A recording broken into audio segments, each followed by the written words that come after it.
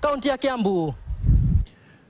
Kimako akiuliza kuhusu maafa, tuangazie maafa. Watu kadhaa wameripotiwa kufariki kwenye maandamano ya leo, ambapo jijini Nairobi mtu mmoja aliripotiwa kupigwa risasi na kufariki katika barabara ya pembeni ya kusini au Southern Bypass.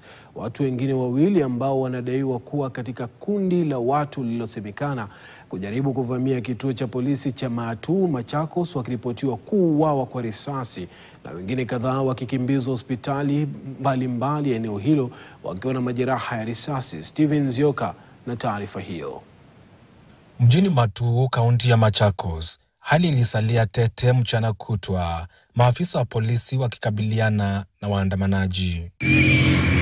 Hapa vijana wakijaribu kuvamia kituo cha polisi cha Matu kwa kurusha mawe na kuharibu baadhi ya ofisi, huku polisi wakiwapiga risasi watu kadhaa na kupelekea watu wawili kufa na wengine kukimbizwa hospitali tofauti wakiwa na majeraha ya risasi. Polisi wala hawafanyi poa. Acha mtu mmoja ameua na hawafanyi poa, tunasema polisi wanaua. Tafadhali polisi, angalieni hiyo, acheni kuua. Jijini Nairobi vile mtu mmoja alipigwa risasi katika barabara ya Southern Bypass.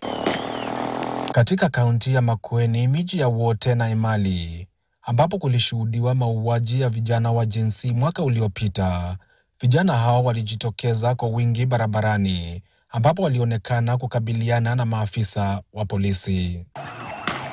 Hapa wakifunga barabara na polisi waliporusha vitoza machozi, nao pia wakijibu kwa mawe na hata kulenga magari ya wakuu wa polisi kama gari hili.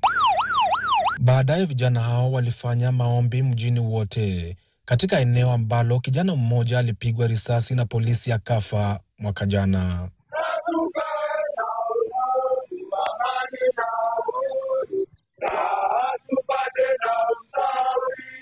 Hakuna biashara iliyofunguliwa, huku wafanya biashara wakikadiria hasara kubwa.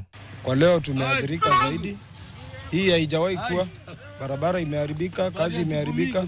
Hakuna kitu tumefanya tangu asubuhi na sioni kama tutafanya. Waandamanaji wakiapa kuendelea kuishinikiza serikali kuwajibikia mauaji ya kiolela, wakiimba nyimbo za kupinga utawala wa Rais William Ruto. Steven Zioka, KTN.